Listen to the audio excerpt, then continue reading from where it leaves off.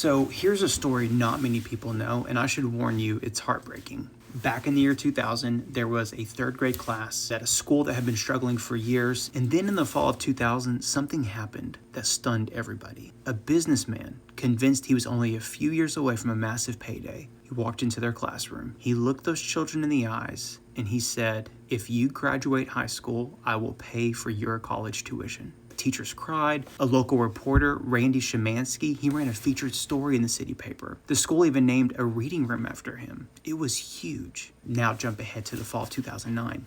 That same class of third graders is now a group of high school seniors on the edge of beginning their adult lives. Their success rate, nearly 100%.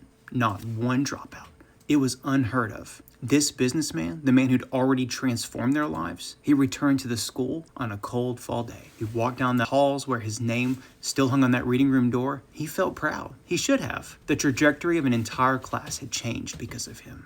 Before he even had the chance to speak, the students and teachers, they wanted to thank him. One student said, "There were times I was pressured into getting into a gang, but because of his promise, I want to become the next president." One of the teachers said, "With hard work, anything is possible." The students finished, the teacher sat down, and the crowd erupted as the businessman stood up to speak. And then, in a single moment, it all collapsed.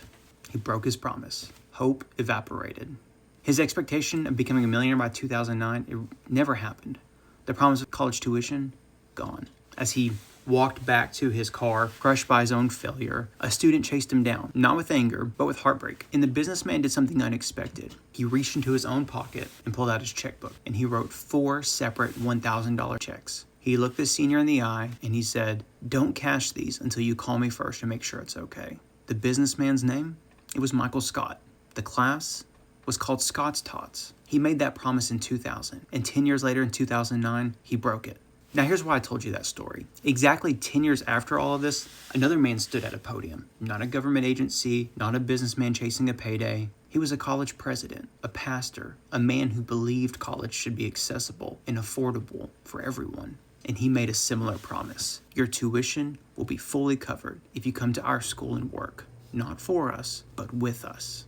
And that promise became Williams Works, where students really do work 16 hours a week, and their tuition is actually paid for. No dramatic twist, no fine print, no call me before you cash it, just a promise made and a promise kept. So if your third grade class wants someone to come talk about real, dependable opportunities, we'd be honored to visit.